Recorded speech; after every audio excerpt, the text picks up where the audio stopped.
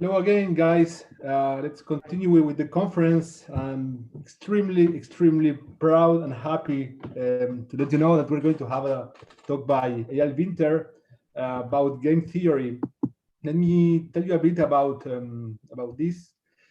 So, since the first implementations of game theory during the Cold War for military purposes, this concept was stress tested and has been empirically proven as a powerful way of managing human interactions.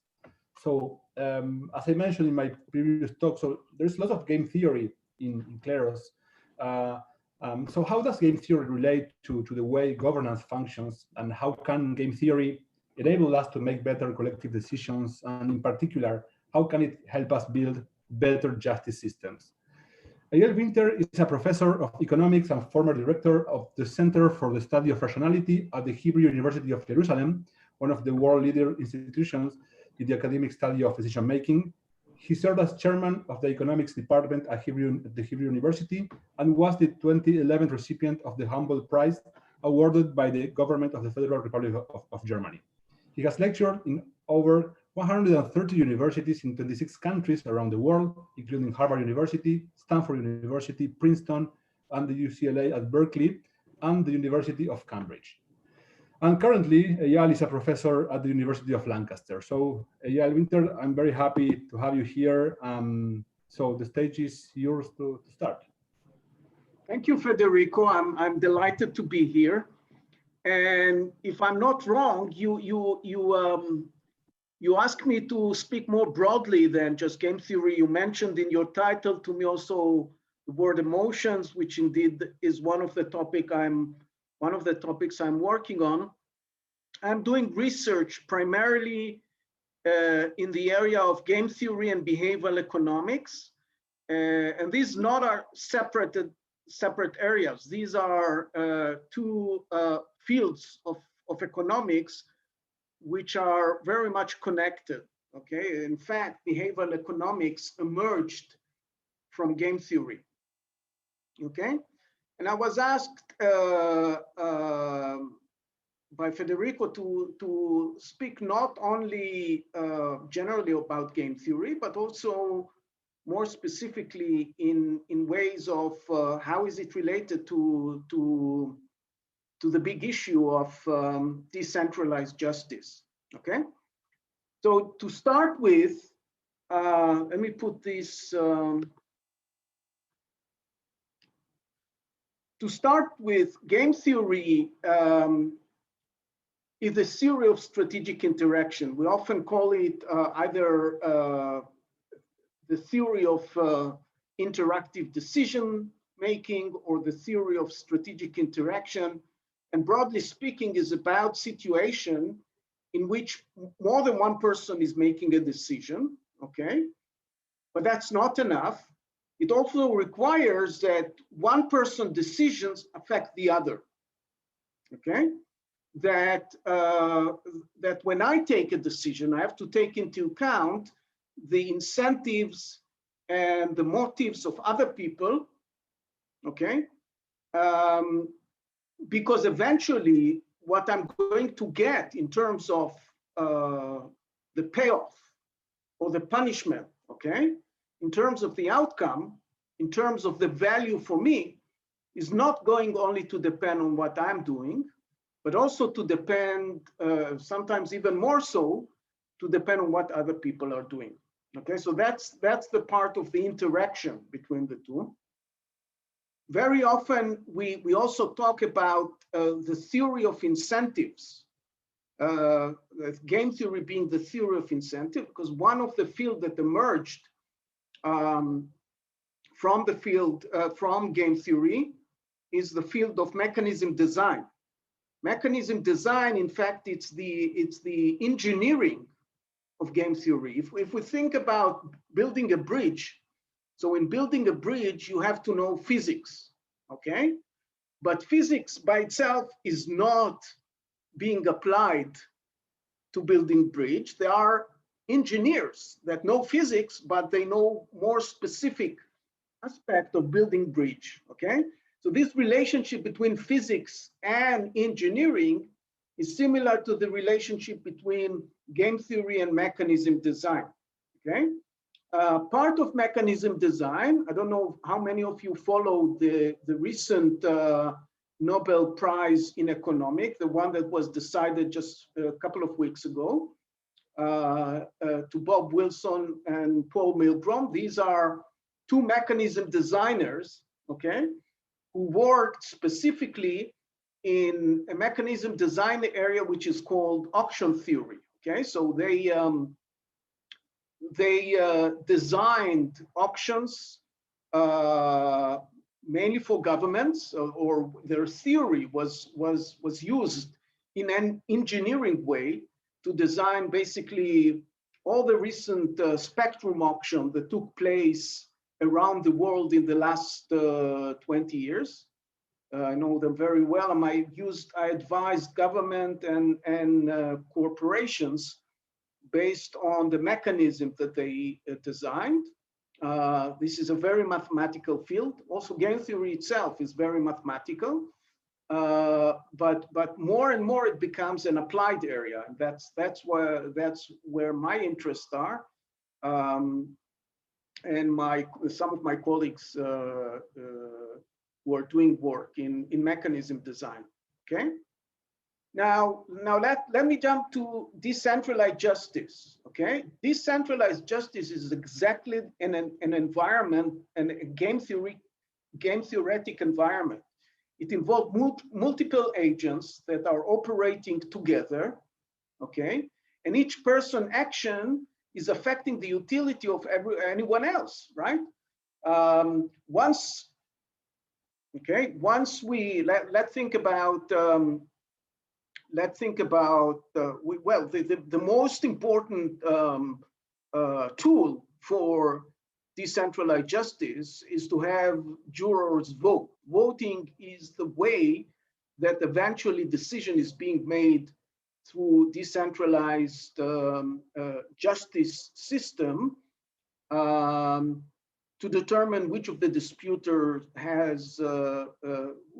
is to some extent winning, or alternatively to come up with an ideas of how to resolve conflict among disputers, okay? Every voting situation is a game, okay? Every voting situation is a game. Why? Because when you vote, the outcome of the voting, which then being translated to your own utility, to what you gain or lose, depends not only on what you vote, it depends also on what other people are voting, okay? So voting is intrinsically an environment, a game theoretic environment, okay? In decentralized justice systems, there are other aspects that make this environment a game theoretic environment. First of all, the voting itself, okay? I have to take into account whether my vote will be pivotal or not, what should I vote, and how would it affect, given what I believe other people are voting, how would it affect the eventual outcome? So we talk about voting. There might be deliberation, which is an exchange of information between jurors. What part of my private knowledge or my private evidence should I reveal to co-juror? Maybe I want to hide something, okay? And this I have to take into, when deciding about such issue, I have to also to take into account the consequences of the information that I reveal to the eventual vote of my co-voters, and therefore to the outcome that will prevail through the voting, okay? So it's very interactive. It's very much about decision. It's very much about incentives, okay? Focal point. I've seen some of the research paper that you generate are emphasizing focal point. Focal point is a situation in which I say, what other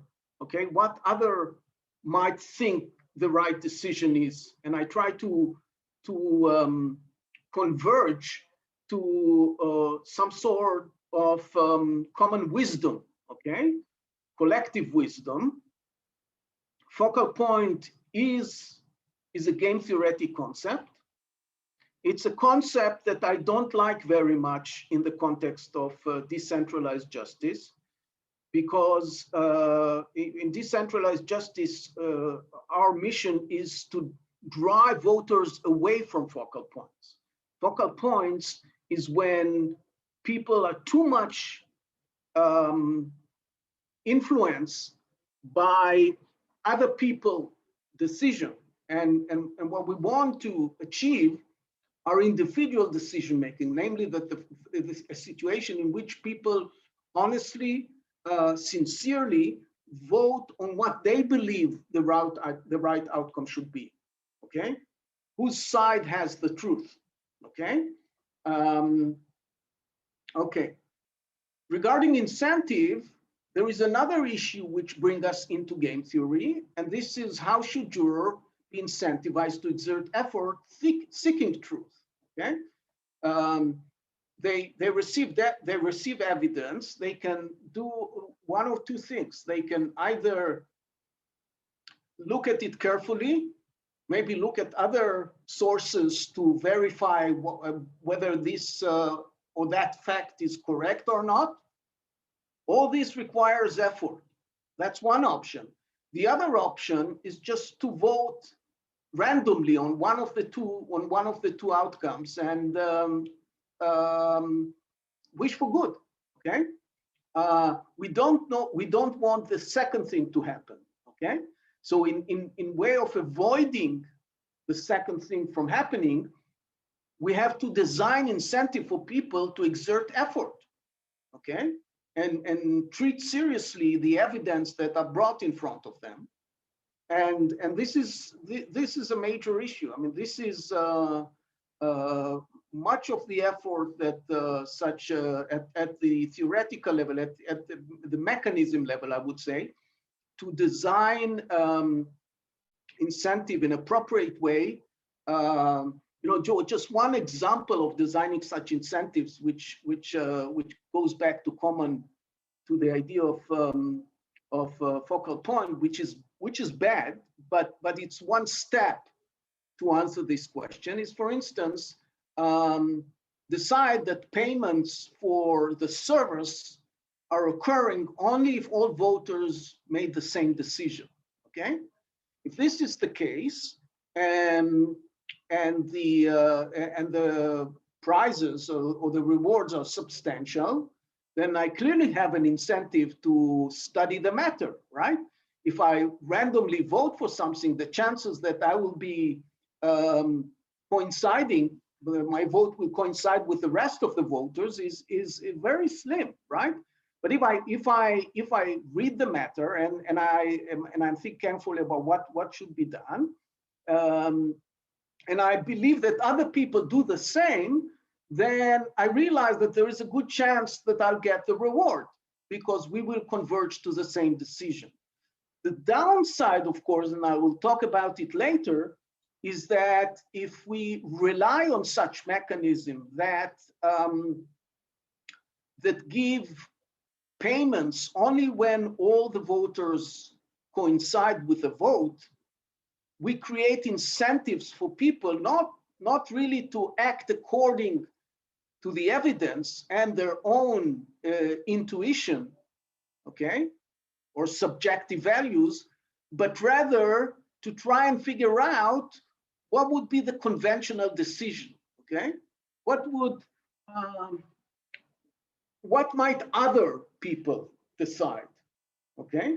And if they do so, they will realize that we often not very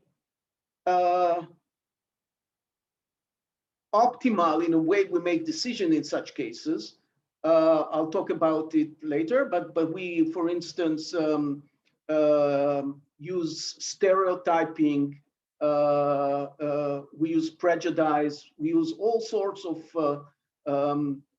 things that divert us from the real truth, and people may converge to these stereotypes, not because they themselves have the stereotype, but because they believe other people have the stereotype, okay? And they want to get the money.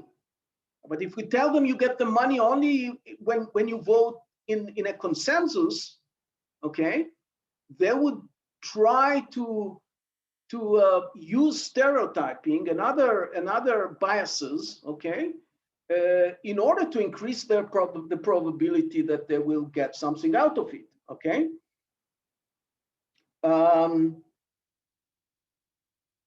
Now, there are issues about how to design it, which are not only concern truth telling.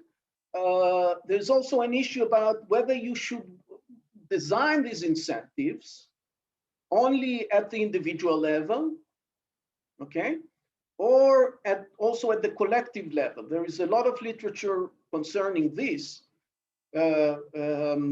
in the literature of personnel economics and behavioral economics that show that building incentives collectively, okay, namely rewarding the group itself, okay, as a group, and not necessarily each individual, or in addition to rewarding individuals, can be extremely effective to get people do what you want them to do, okay, and especially in way of exerting effort. So this is an issue as well. How would a track record be collected on jurors, and how can these be used to boost incentives in a dynamic framework? If we're using the same juror over and over again to deal with different cases, we want to be able to track some information about how well he did previously, okay? Remember, we don't know whether eventually, even ex post, even after things have ended, we don't know what was the right decision, okay? But we might be able to know through the pattern of votings that we register over many periods. We might be able to know if we do some testing, some basic testing to check whether the person has read the evidence, has interacted a little bit with the data. But the question is, how do this is again a very game theoretic question, how do we optimally do it in order to maximize the incentives of a person to exert effort, not just on one case, but continuously when he comes back or she comes back repeatedly, to have them at a high level of effort and to make sure that they're taking this mission seriously, okay? Now, game theory is major assumption is that people are super rational. They can compute probabilities in a very unbounded complexity, okay? They are immune from emotions. Emotion don't kick in, okay? They are immune from biases, cognitive biases and emotional biases and social biases, okay? To some extent, they only concern only about their reward, okay? And one of the fields that emerged from game theories is the field that tries to make these assumptions more reasonable, okay, and more realistic. And this is behavioral economic, which basically moves away from the super rational model of what we call homo economicus, okay, to a more realistic framework of I would call it homo psychonomicus. Homo psychonomicus means that people don't just try to maximize their own payoff, but they are also psychological creatures. They are influenced by psychology. If they know it or not, it doesn't matter. Psychology influences them. Emotions influences them. Social effects, okay? Society influences them. So there are more things that influence them apart from the material income that they eventually earn through whatever system that they participate in, okay? And primarily talk about two types of barriers to rationality. One is cognitive and the other is emotional. And I'll say a few words about how these interact, how these biases interact with a system of decentralized justice, and why these biases should be taken into account. Okay, when we talk about cognitive barriers or cognitive biases, we talk, for instance, about people's difficulty to process evidence or information correctly. Okay, this may be coming from limited attention. Okay, or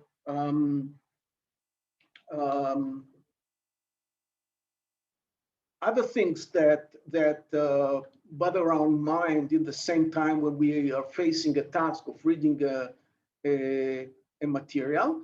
But there is more in it than that. Okay.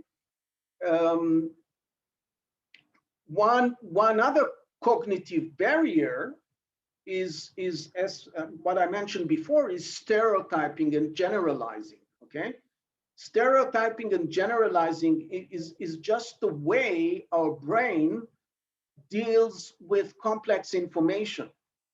Okay, it's much easier for the brain to process information by means of categories. Okay, to categorize individual, to categorize situation, to categorize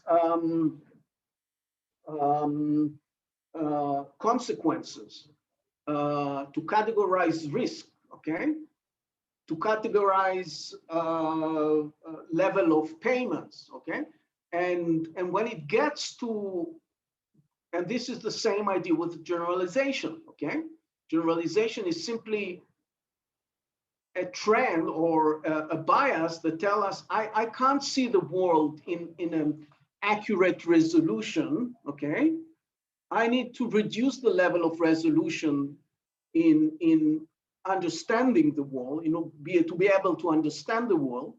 And by reducing resolution is basically, we generalize basically, okay? And this could be damaging to a quality decision by jurors, especially when they come together, okay? So generalization would be, for instance, disputer says he voted for Trump, hence he must be stupid, okay? Again, this is a cognitive, we'll talk a little bit about emotional barriers, emotional biases that are to some extent connected to this issue as well. We have awful intuitions on probability, okay? We misinterpret likelihood drastically, okay? And when I say we, I really mean we. I mean we in even in the sense of scientists who work in probability theory. Okay, if you ask statisticians, they can handle probabilistic intuition slightly better, but still not very well. Okay, now what that might lead to is a complete misinterpretation of evidence. Okay, let me give you an example. This is one example that my colleague asked judges to see how their probabilistic intuition is facing. So she said, here is a case. There is a car that the car who has 4 wheels and is driving whenever the wheels is, one wheel is turning, the other 3 wheels is turning at the same speed, okay? And the person is driving the car and parks in a place that can allow him to park only 2 hours. And there's a policeman that comes through and says, and give him a ticket. And then the person claims that he wasn't parking there more than 2 hours. In fact, he was parking 1 hour and then left the space for another 3 hours and came back after 3 hours for another half an hour. And the policeman says, Well, you know what? I looked at there is a pin in each wheel. I looked at the location of the pin before when he just parked, and looked at this at the location of the wheel, whether I divided it to the wheel to 4 regions, and I wrote down in each wheel uh, uh, where was the location of the pin. And I found out that in both 4 wheels, the location was south. Okay, so I realized that it can't be the case that he was driving out and then came back. Okay, because the chance is very, very small. Okay, the chance, if you do it correctly, is just 1/4. It's not very, very small.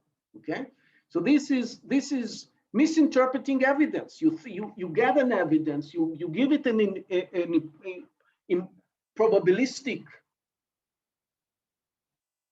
consequence, and you ask yourself, is it likely or not? And you come up with a wrong answer. Okay, so this is something which is detrimental to jurors' decisions. Okay, emotional barriers. And we talk about emotional barriers. In the context of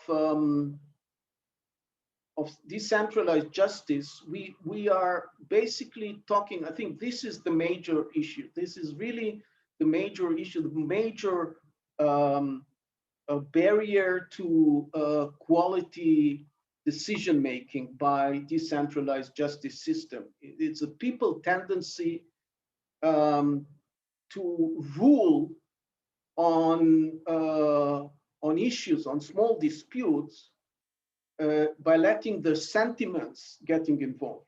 And letting the sentiments getting involved is precisely sentiments arise through emotion. So it's really the basic cause is emotional. It could be, for instance, by identifying oneself with a disputer who is from his own social or ethnic group. Okay, it's very, very hard to rule this out. Okay, for people to say, is one of us, but I'm going to be sincere. Okay, I'm going to discount it. Okay, it's very hard to do, and we have to think. One has to think about how you incentivize against this. Again, not by means of money, but by means of using the very same thing that cause somebody to have wrong bias, like preferential treatment for one's own social group, to use similar emotional nudges that divert the juror from doing this. Okay, this is a very important issue. Regret is something that we always mention in the context of decision making, and we know that people suffer regret when they make decision. But the most detrimental thing in regarding regret is not regret itself, but it's the fear of regret. Okay, before people make decision, they fear that they will regret it. Okay, the most obvious example for these are what we call the status quo bias. Okay, or the sunk cost bias. You started a project in your working place. You had a lot of expectation, and gradually you notice that there's no chance for this to succeed. I mean, you don't get the right cooperation with other people. There are things that happen that you didn't expect to happen. Now you have 2 options, okay? You can close it down, okay, and say, I made a mistake, or alternatively, hang on, okay, and continue and continue and continue. Maybe something will happen next week that will save the case, okay? Most people would choose the second option, okay, even when realizing the difficulties, because they would fear this emotion of regret that will arise immediately when they decide to opt out from this project, right?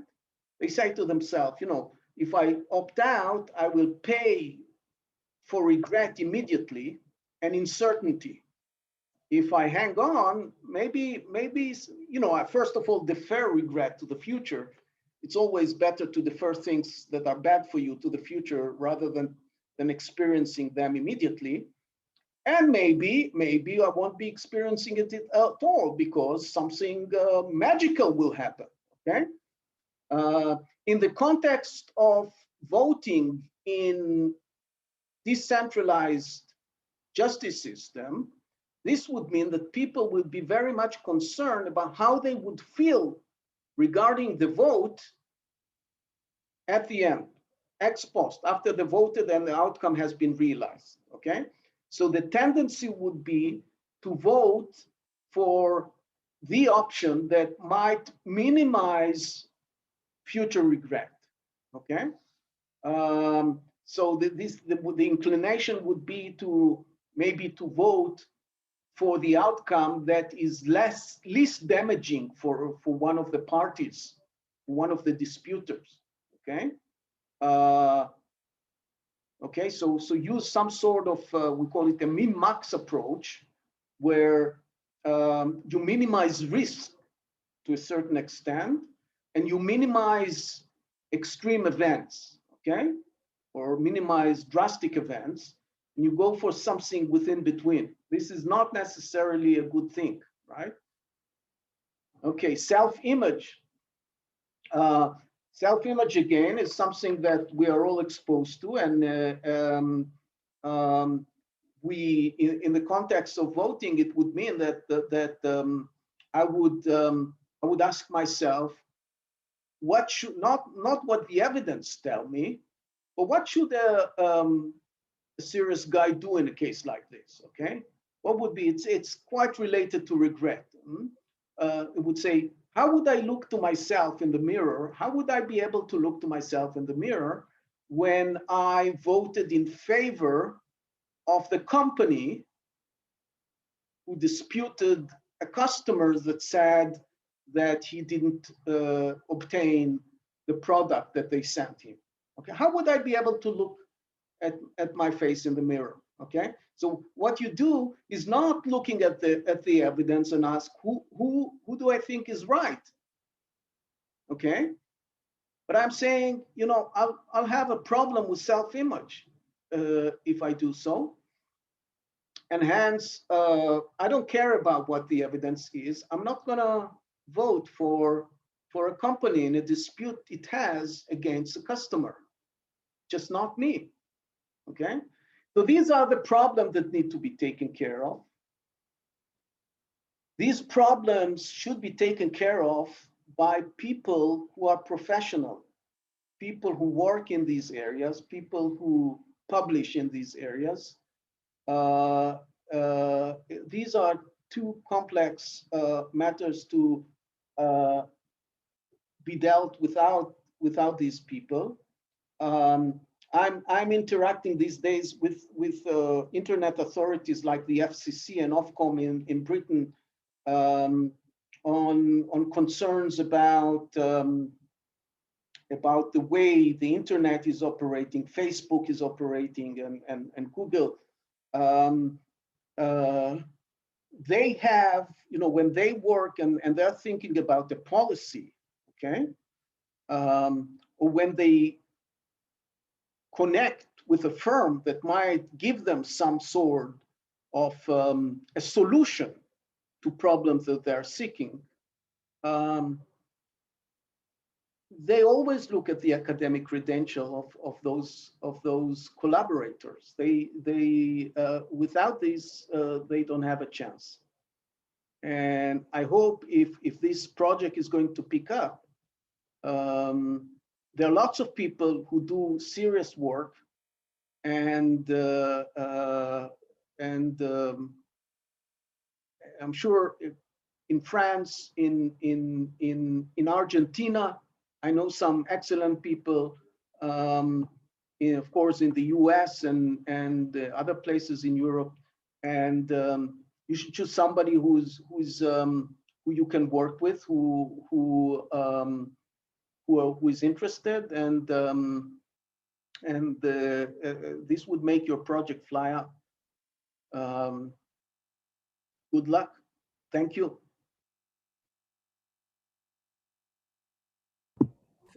Thank you, Eyal. This was amazing. Very big fan of your work. I'm sure you have some questions. One question we have from William, who is our director of research. So William, you can go ahead with your question. Hi. So you had your comments about how you don't really like the fundamental idea of focal points because it leads to stereotyping, and I hear those. So one thing that we were trying to balance that with when we like sort of develop the mechanisms of Kleros is that we're worried that if we sort of give extra weight to minorities. So if you do something like sort of Bayesian truth serum, where you like try to pick out like look at some voting pattern to get a enlightened minority, we have a risk of sort of minority attacks because Ethereum is kind of a dark forest. They're always very aggressive attackers. And we're worried that if we try to like pick out, oh, this 30% of people, they seem like really enlightened, that 30% might actually be an attacker. Whereas like some other alternative approach, rather than just trying to give extra weight to minorities, might be to do something more deliberative, where we try to like dispel stereotyping through have like the jurors conversing with each other or something. And I'm curious if you have more thoughts on these sort of like goals of trying to extra weight to minorities is a good idea. Mm-hmm. What need to be done, and there are some research papers on this, research paper about it's basically the research papers about multiple experts, okay? There is a literature in game theory that deals with multiple experts. So suppose that you are like a government, okay, that need to reach some policy decision, and you consult with several experts in the field, and you realize that each expert might be biased, okay, in one way or another, okay, and yet you want to make sense of what all these experts are saying. One mechanism that one type of mechanism I would suggest that seem very useful is when you ask these experts not only what they think the policy is, but what they think their peers, the other experts, might say. Okay.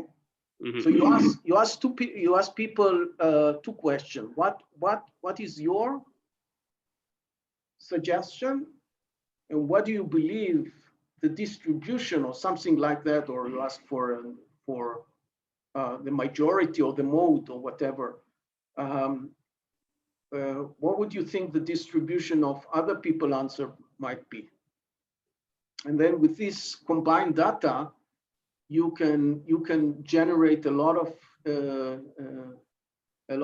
important insights about biases of individuals, okay, and also about whether they read the evidence or not. Mm-hmm. Yeah, so like a really simple, like we've thought of a little bit about things in that direction, and like a sort of naive application with, that is this sort of like famous thought experiment about the state capitals, where you ask people what the state capital of like, what like a given US state is, and then also like what they think other people will think it is. And the people who like know the uncommon state capitals are the ones who say, I know that this capital of, I don't want to embarrass myself with the wrong state capital, but like such and such state is X, but everybody else thinks it's going to be Y. So then you say, oh yeah, that's probably X because this person looks like an expert. But we're worried that like attackers will say, okay, I know that Alice is right, that like, this person is right, but I think everybody else is going to think Bob is right because they're stereotyping. But then that person could just be like an attacker that just wants to like read the result for Alice.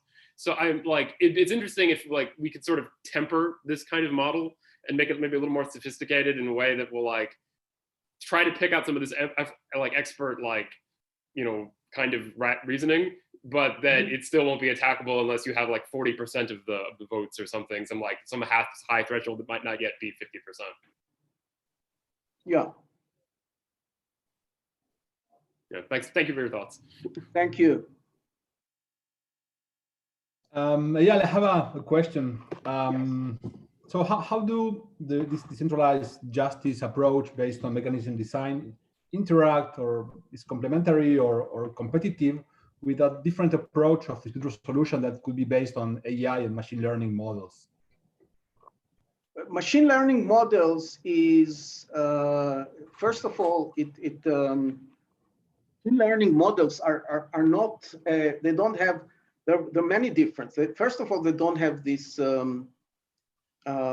engineering aspect in terms of designing,